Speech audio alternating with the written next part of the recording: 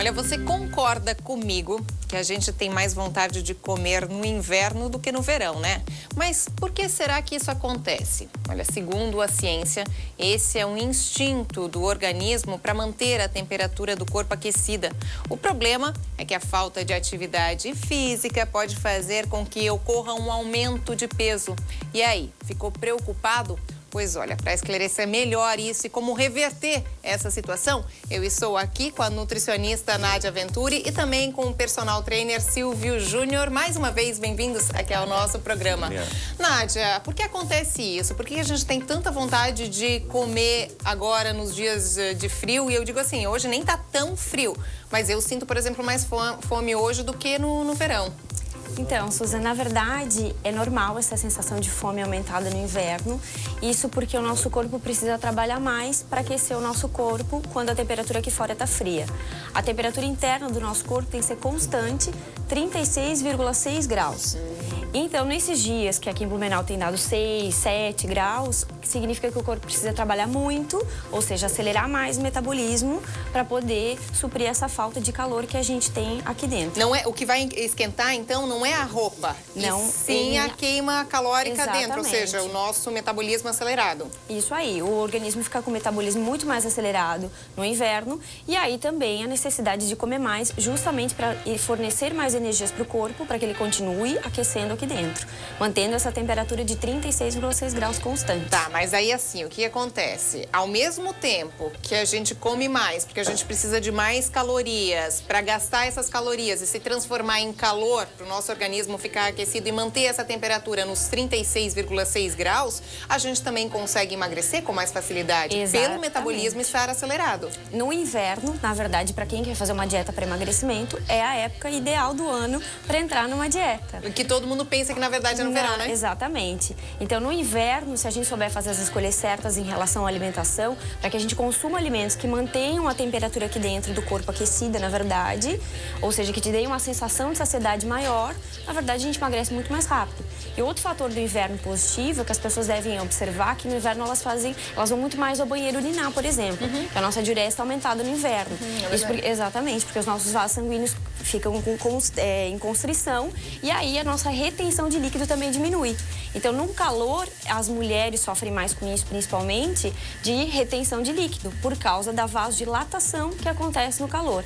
Então, no inverno, o nosso metabolismo está mais acelerado e a gente tem menor retenção de líquido. Por isso que, para quem quer entrar numa dieta para emagrecimento, é o período ideal do ano. Será que é por isso que as francesas são tão magras? Porque lá é mais frio? Exatamente. O gasto calórico nos países mais frios é bem maior do que o nosso.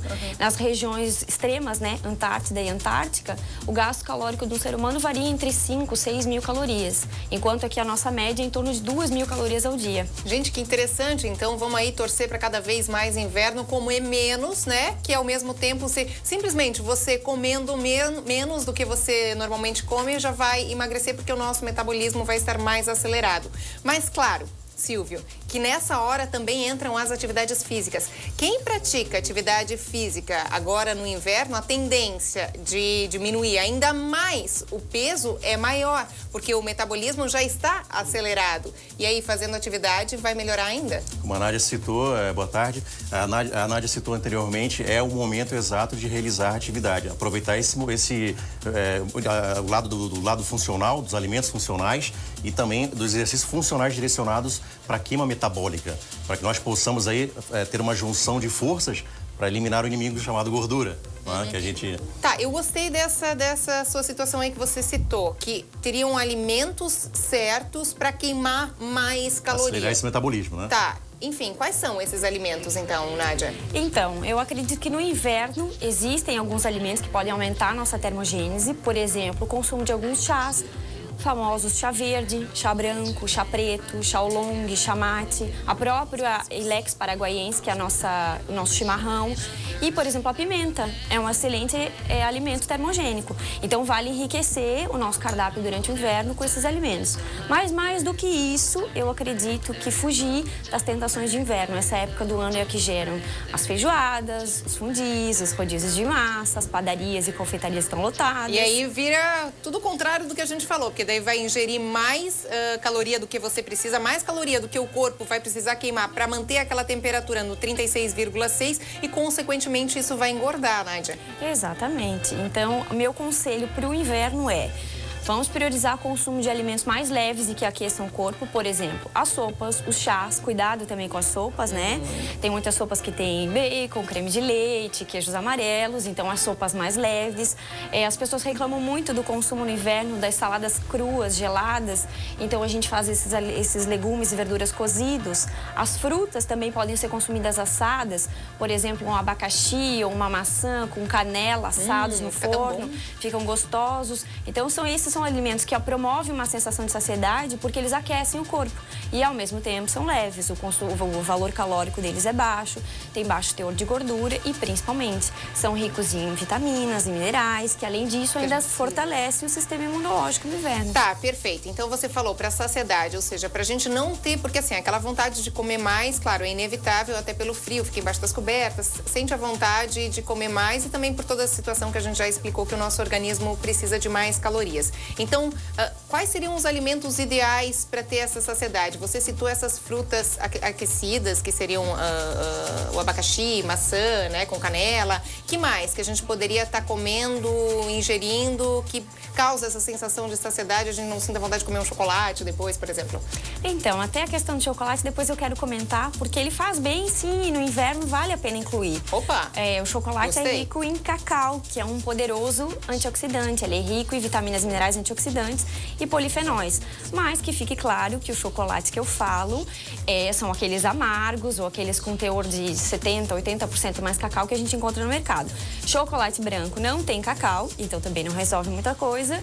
E a maioria dos nossos chocolates tradicionais também não tem um teor de cacau muito grande, é mais gordura e açúcar. Então, o cacau, ou seja, os chocolates com alto teor de cacau, deveriam sim, nessa época, serem consumidos, até para fortalecer o sistema imunológico, eles têm propriedades anti-inflamatórias, então pode ser incluído sem problemas numa dieta no inverno. Que não é o meio amargo, é 70%, né? Eu recomendo nas minhas dietas para os meus clientes aqueles com 70%, 80% mais cacau. E até aproveitando o gancho, já tem várias empresas aqui na nossa região, como Orion, Anugalho, Pomerode, que fazem esses chocolates com 70%, 80% mais cacau e são de qualidade muito boa. Aí, assim, se você aí de casa tem alguma dúvida sobre isso que a gente está falando hoje, engordar, emagrecer no inverno, pode ligar para cá, tá? O nosso telefone é o 3340-0070. Silvio, quem vai malhar depois de comer uma feijoada ou comer um fundi, vai dar algum problema na malhação? Malhar com uma feijoada já é errado, né? Então já começa ali. Na realidade, como a Nádia citou, existem alimentos funcionais, então provavelmente uma média de 35 a 40 minutos, um lanche leve antecedendo essa atividade física, até porque essa ingesta metabólica nutricional, não só do treino, e junto com a alimentação que vai te fazer mal, no sentido de você dar aquela sensação de inchaço e não estar bem consigo mesmo, que não vai comer uma feijoada, um mocotó, vem treinar, não vai treinar, né? Então todo o fluxo de sangue vai estar ali localizado ali para digerir aquele bolo alimentar, né? Então o que acontece? Não, como eu disse anteriormente, não só no inverno, quanto no outono, primavera, verão, a atividade física é crucial. Eu uso um exemplo meio forte aí, que é o escovar o dente. Vou escovar só no inverno, só no verão, que eu vou sorrir mais, que devo voltar... Não. É qualidade de vida, não é nem lado estético. É lógico que o nocaute vai ser consequência dessa luta, mas é o lado de você estar bem e ter qualidade de vida, até para minimizar gastos em farmácias, vamos dizer assim, né? Então o que é que ocorre? Exercícios mais direcionados no lado funcional, que vão trabalhar com vários feixes musculares de grande porte. Então, por exemplo, vai fazer exercício para pernas, né? Exercícios estabilizadores para a coluna lombar, que são o nosso eixo de proteção, né? Até onde a gente faz o trocinho. Eu tenho imagens passando aí, esses aí são exercícios o quê, Silvio?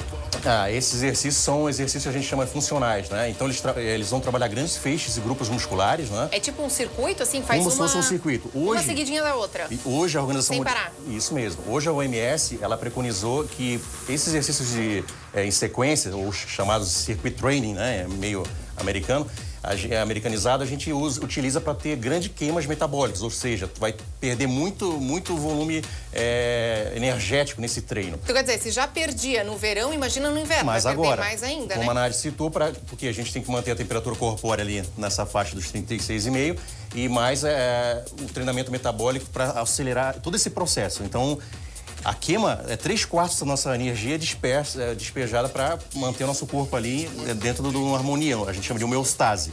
Então, o que acontece? Se tu utilizar esses meios, treinamento direcionado, um circuito com grandes feixes musculares, mais o fator nutricional, é o momento de você não chegar nos 3 meses antecedendo o verão estar bem, mas sim, quando você chegar no verão, você vai fazer a manutenção. E não, agora tem que treinar que é setembro, meu Deus do céu. Não é? Então, que legal, que bacana. Você estava mostrando ali a coluna? Então o que nós temos aqui? Aqui é a nossa coluna lombar. O que vai ocorrer? Nós fortalecendo aqui o quadrado lombar, que como eu citei anteriormente em outro quadro que a gente fez, é nosso eixo da felicidade, onde dá a nossa sustentação, né? Que é a coluna lombar e a parte frontal, que é o reto abdômen. Se nós fizermos paralelos a esses exercícios que a gente falou ali, que são exercícios funcionais, que trabalham vários feixes musculares, e fortalecer esse quadrado lombar, é de suma importância porque nós tenhamos esse ganho geral. Não adianta nada nós trabalharmos vários grupos musculares e esquecermos o nosso eixo da felicidade. Por quê? Vai acontecer espondilolistese, hérnias discais, que são a pressão do disco intervertebral, e por conta disso, lesão. Daí eu vou parar o treino, professor. Daí o que vai ocorrer? Vou no médico. Provavelmente o ortopedista vai recomendar uma ressonância, e nessa ressonância, porque ela fez um treino sem orientação do profissional e uma nutrição também dirigida, ela vai começar a pagar um preço do não buscar a qualidade certa de treinamento ou de nutrição. Então, a gente tem medo de indicar, como a Nádia citou em outra oportunidade, receitas de bolo. Procure um especialista, esse é meu lema. Existem exercícios que queimam mais calorias, ou melhor, que aceleram mais ainda o metabolismo do que ele já é mais acelerado no inverno? Sim, como eu citei, vários que utilizam grandes feixes musculares, grandes grupos musculares. Né? Então, a própria caminhada, né? O circuito com um personal que ele vai te orientar qual o tipo adequado ao teu porte físico, ao teu metabolismo, ao teu biótipo, né? Então, é direcionado um específico dentro do limite de cada cliente, né? Respeitando a premissa da educação física, que é a individualidade biológica. Né? Então, existe sim, então nós temos que dar um up em grupos que vão trabalhar grandes feixes. Então, uma perna, dorsais, né? O próprio peitoral. Então, vão metabolizar essa caminhada. A corrida é interessante, só que entra a questão de um pré-aquecimento. Então, no inverno, o que ocorre? Existe um mito. Professor, vou dar uma alongada antes de começar a atividade física. Existe um alongamento que eu chamo o nível 1 e o nível 2, que a gente chama de estiramento das fibras, né? Primeiro momento, a gente vai fazer um pré-aquecimento, é preparar as articulações, elevar a temperatura corpórea para, sim, você realizar uma atividade direcionada. É uma situação que requer o quê? Conhecimento sobre aquele tipo de aquecimento. Por quê? Para a natação é um tipo, para o voleibol é outro, para a caminhada é um outro tipo, para a musculação é um outro tipo ainda. Então, existem exercícios físicos específicos de pré-aquecimento para cada tipo de modalidade. Por quê? Professor, mas por que eu vou utilizar isso? Porque você cai na situação de ter um microtrauma na fibra muscular. Justamente pelo frio da tua parte fisiológica, o metabolismo interno já está mais friozinho, mas a gente, como a Nádia citou, vai ter uma vasoconstricção, então o melhor fluxo de sangue, então tu já vai estar mais limitado, já vai estar mais suscetível a estar encurtado. Então, por isso que no verão a gente está mais com amplitude bem mais acessível no sentido do inverno. Sim, o inverno te deixa enrijecido. Interessante isso também. A gente tem ligação. Alô, quem fala? Oi, tudo bem? É a Cláudia. Oi, Cláudia. Você fala de onde? Eu aqui da Barra da Velha. Perfeito, Blumenau. Cláudia, sua dúvida? Assim, eu sempre fui uma pessoa ativa nos esportes, voleibol, marcha atlética e tudo mais, há alguns anos atrás, né? O meu ponto maior é assim, a minha preocupação é o seguinte, eu sofri uma lesão, como esse senhor falou, eu tenho uma espondilolistese, só que muita gente já falou que eu não posso fazer uma academia para poder emagrecer, porque depois que eu sofri essa espondilolistese, eu engordei 6 quilos. Então, assim, eu ando de bicicleta, às vezes eu ando assim a pé, mas não para caminhar, né? Mas, assim, seria coisinhas básicas, digamos assim. A sua dúvida é se você pode fazer ou não a atividade física, Cláudia, é isso? Isso, porque muita gente diz que eu não posso fazer por esse motivo. Perfeito. E aí, vamos lá. O resposta? que é espondilolistese? Espondilolistese nada mais, nada menos que é um deslocamento, né? Da vértebra ou lombar L1, L2, L3, L4, L5 no momento. Não só da lombar, pode ser da cervical, da torácica, né? Então, o caso dela, é lógico que tem que ser verificado. Então, o que ocorre? Ou lateral ou frontal. que acontece? Tem que verificar essa ressonância que provavelmente a dona Cláudia deve ter em mãos para verificar o grau dessa espondilolistese, desse deslocamento, que é da vértebra para a lateral ou o plano frontal. Diante disso, requer um treinamento físico orientado. Ela não pode, vou matricular, já sair correndo, vou para academia, vou fazer um agachamento. Não. Por isso que muitos especialistas, até provavelmente o ortopedista dela citou, fica em casa agora, tem que cuidar. Porque até por uma carência de especialistas que trabalham nessa parte de, eu chamo de musculação terapêutica, que atua nessas patologias, né? Então, ela era ativa, o metabolismo dela ficou... não quer saber se ela teve uma lesão. Infelizmente, o metabolismo está acelerado. Mas aí, ela pode fazer ou não? Pode fazer. Pode. Pode, orientada. Esse é o grande... orientada. Na verdade, tudo, gente, é de uma forma orientada. Vamos mostrar exercício, outro Douglas pode vir. Vamos mostrar exercícios que aceleram o metabolismo. A gente tem pouco tempo, mas pelo menos 2 exercícios aí que o pessoal de casa pode fazer rapidamente. Tá. Então, a gente vai mostrar aqui, pode ser o tensor. A gente vai mostrar aqui que trabalha aqui alguns feixes musculares do grande dorsal, que é o lado postural, né? Então, a gente puxa unilateral, trabalha ali o grande dorsal, que é a musculatura posterior das costas, e também o deltóide anterior, que é o ombro, né? Legal. E pode ser feito duplo também. É uma variação. Tem que ser em academia, né? Porque ninguém vai ter isso em casa. Com preferência num estúdio específico, né? Que é mais orientado. Okay. O que nós temos aqui? A parte do abdômen, que a gente pode citar também. Por quê? O abdômen, como eu citei anteriormente, é o nosso centro gravitacional. Então, ele precisa o quê? Tá sempre fortalecido. A gente utiliza até para tossir o abdômen. Né? Então, professor, não faço abdômen. Não, faz, não tossiu esse ano. Não, tossi. Então, vai fazer o abdominal. E depois, no intervalo desse exercício, daí o personal vai preconizar número de séries e tempo, né? Ele trabalha, principalmente as mulheres, essa musculatura interna, que nós chamamos de adutores.